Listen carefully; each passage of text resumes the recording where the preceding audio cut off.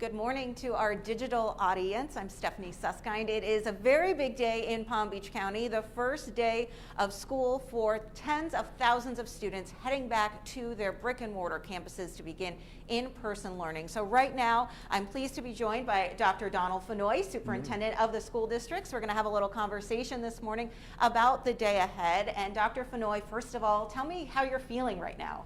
Oh, I'm excited, I'm nervous, I'm anxious, but I'm here, so that's even more important. And a lot of parents, students, and teachers probably having some of those same feelings right now. Exactly, and you know, for me it's double because I'm the superintendent and a parent, so yes, all those same feelings that our families are feeling, my wife and I are feeling them as well.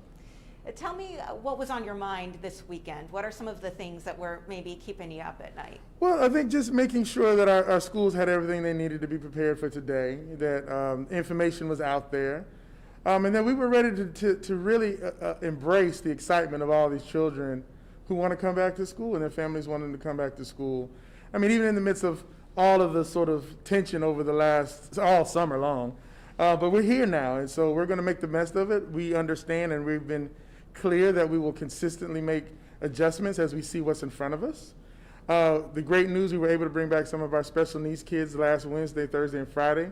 They gave us an opportunity to see how our processes were working. Principals were really, really excited about some of the plans they had in place and even spent all weekend making further tweaks and communicating with their families. After welcoming back those students Wednesday of last week, were there any adjustments or changes that you guys said, okay, we need to modify this before Monday? Well, you know, we have 179 campuses, so each individual campus makes those adjustments. At the end of the day, we create big policy, we create the big decisions, but it's on the ground where the decisions are made. You know, the architecture of the schools are different. Our principals understand their populations and just how, you know, hallways work, et cetera, lunch, I can go on and on and on. But I visited many schools over the last 2 weeks, and man, those principals and their leadership teams and volunteers really worked hard to make it happen for our kids this morning. Speaking as a parent, you have kind of both sides going on in your house. Yes. Your son going to school today, your daughter staying home. Yes. What are some of the things that you talk to your son about going back to school? Well, you know, he's had to change all of his behavior. You know, he has to be mindful of where his hands are. He has to be mindful of washing his hands consistently, keeping his mask on, so we've been practicing that for months. Being mindful of social distancing. But then the protocols when we come home. When you come home from school, everybody go take a shower, put your clothes in dirty clothes, wash hands before we have snacks. And so, you know, we've had 6 months to change our behaviors as humans within this reality. And so we're confident that my 11-year-old will be able to handle that in his middle school. When you mentioned 179 schools, you know, you've got 170,000 plus students. Talk about some of the challenges. Obviously, we've seen challenges in every school district that's opened up, but Palm Beach County is so much larger than the other districts in our immediate area. Of course, to the south, they haven't opened yet, but just talk about that logistical challenge with the size of the district.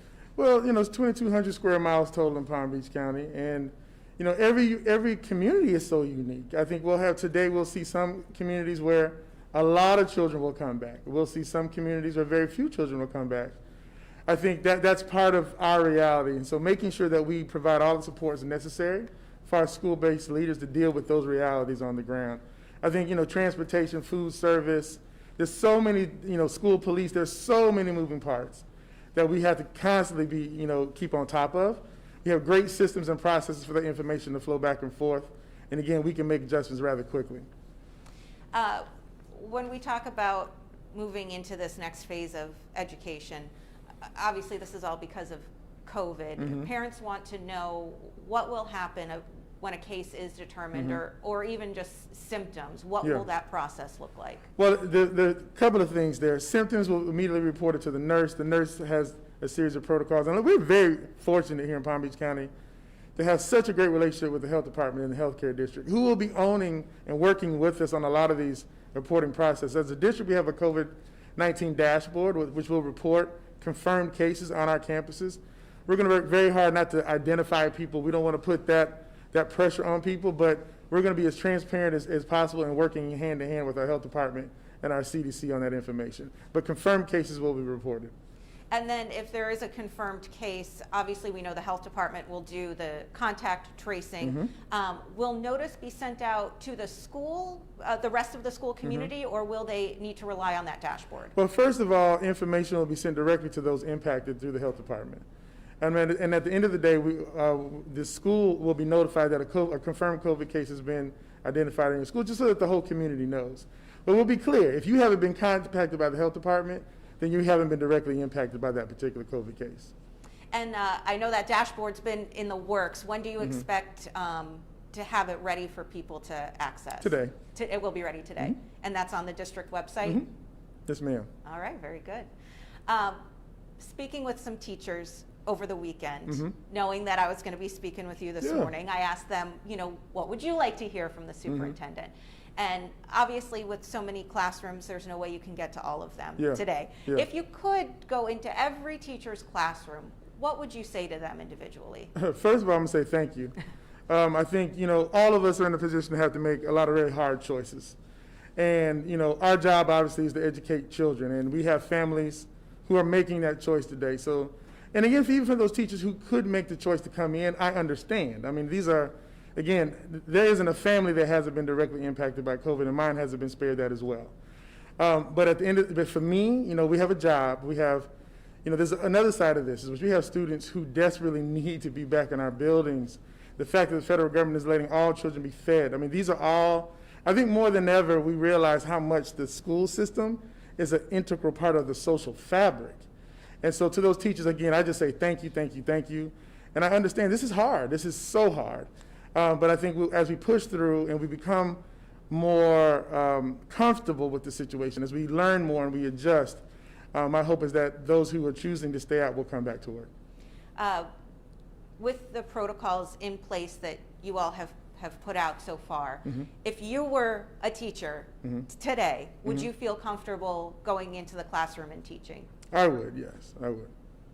Is there anything else that you would want to see happen if budgets weren't an issue and logistics and supplies? Is there any other kind of wish list you would like to see happen? I don't know if I can really answer that. I mean, you have to remember there is no COVID playbook. So we provided everything that we've observed from our colleagues, our other other districts, the Council of Great City Schools. I think we've done everything. We've actually gone above and beyond in a lot of instances what a lot of other school districts are, just because of how wonderful our community is, and we have some of the resources to do that. But again, as the year progresses, if there are other things that are needed and we can find the money, we will absolutely do those things as well.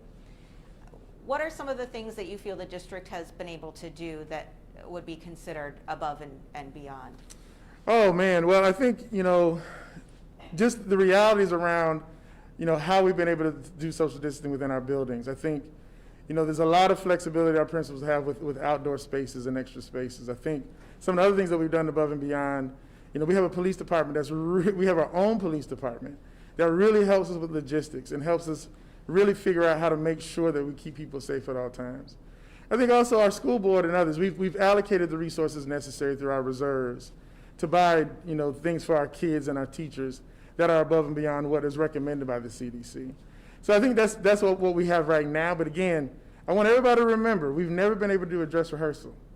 Today is our dress rehearsal, and again, if we see something that is not up to par, then we will make those adjustments moving forward. Yeah, as you go through today, do you expect things are just going to kind of pop up all throughout the day? So think about it. Take COVID out the picture. That is the normal first day of school. So, Right. So let's just think about that. Our normal first day of school always has hiccups and things happen, schedules, and people miss things. So that's part of our normal DNA. And I think our school system, our principals, others are really equipped to deal with those nuances. But I'd be clear, I think this is going to go on for a couple of weeks as families kind of move in and out of the system. As COVID cases present themselves, we'll be making adjustments like that. So this is all new territory. We did have the benefit of watching some Hillsborough and Orange County. And so we learned a lot, but we also realized that they're still adjusting even 3 and 4 weeks later. Yeah. I know last time we spoke to you, it was about 60,000 or so coming back. Does that number seem to still hold? Yeah, I think we're in the 50s or 60s this morning. And but the interesting part is almost 80+% of our parents returned the survey. Right. But there's still close to 20% that didn't. in a normal school year without COVID, people just show up. Right. And so we still anticipate, the majority of our schools prepare for every child to show up this morning. Getting back to some of the issues with teachers, Mm-hmm. Some strong words from the Classroom Teachers Association last week. How will you work moving forward to kind of regain some of that trust that, according to CTA, has been lost a bit over the past couple of weeks? Well, I think continue to do our best to work with them, to listen to their concerns, but also be very clear on what can and cannot happen as we keep moving this district forward. You know, we have orders from the governor's office. We have other statutes and things that we're held accountable to in terms of moving our work forward. Then, to be honest, we have a really big budget crisis, I think, coming our way very, very soon, you know, post-election. And so part of that transparency, working with the union, again, my doors are always open. I meet with them every week. And I will continue those conversations moving forward. When we talk about the preparations and things that are in place, talk about kind of how we got to this point through the summer. You know, some of the criticism is, oh, why weren't we doing these things earlier? But tell us from your perspective what was going on, you know, since March that you guys have been working on. Well, since March, we've been redesigning everything and learning everything. I think, you know, it's a positive criticism to talk about what could have been done earlier. I think my position is simply this: we put out the information as we knew it in the times that we knew it. I think if we really observe this whole process over the last 6 months, districts that put out plans in June changed those plans multiple times. Parents are still confused. You know, I think things happened in the world. You know, different statutes came down, different edicts came down. So every day, I think from the very beginning, I kept saying, every hour, every day, every week, something changes.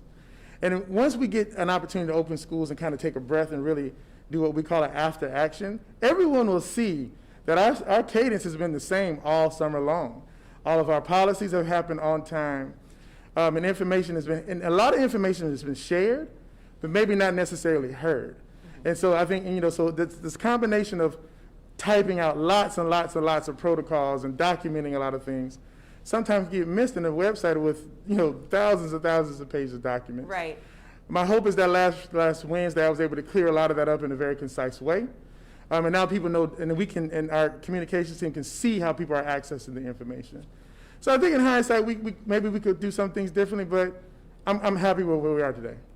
All right, well, perfect timing for that, because we are going to stand by to Okay. join our TV audience. So I'll let you take a quick breath Okay. right now and turn and get ready to welcome our TV audience in just one moment.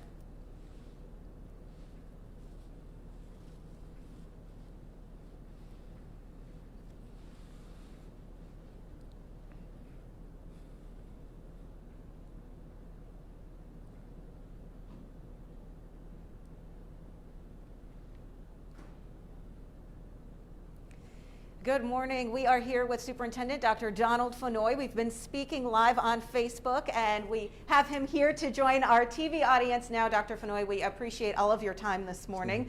We know it's a big day, so let's continue the conversation here. We were just talking about kind of all of the preparations that have led up to this day. Do you wish you had more time? Do you feel like you guys are as ready as you could possibly be? Yeah, we're as ready as we can be right now. I think, would it be great to have more time? Absolutely. But, you know, we were given a charge to be ready by the 21st. We were here. Buses are running.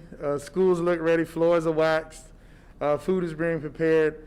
And kids are showing up in the next hour. Kids are getting up in the morning, brushing their teeth and putting on their new clothes. And, you know, but you can feel the excitement in the air. You know, I think what was interesting over the course of the summer, I started receiving letters from elementary school kids to my home and other places saying, you know, I really want to go back to school. Yeah.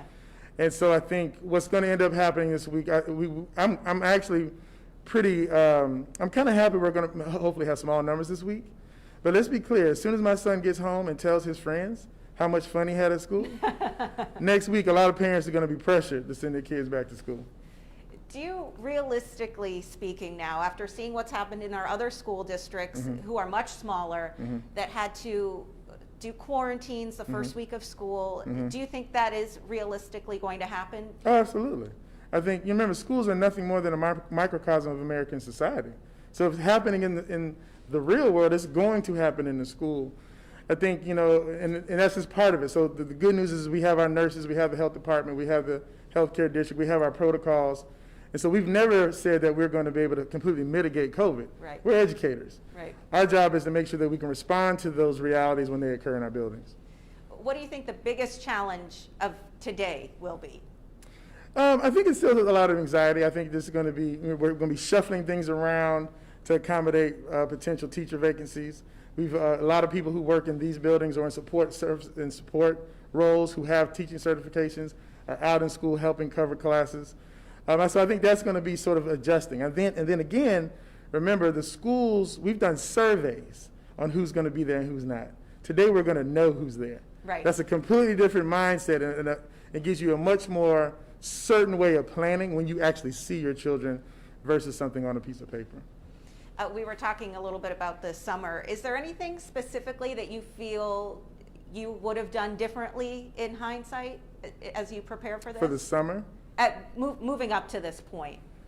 I mean, I think we could have done more with internal communication, and I think helping explain some of the why. So a lot of times we were making decisions overnight, you know, or over the weekend, or, you know, something we tried didn't work, and so we had to powwow and say, okay, let's work that out. And so a lot of times the pressures of deadlines sometimes get in the way of sending out information. Now we were communicating, but maybe not necessarily to the right people all the time internally, which then causes confusion, and then people start making stuff up.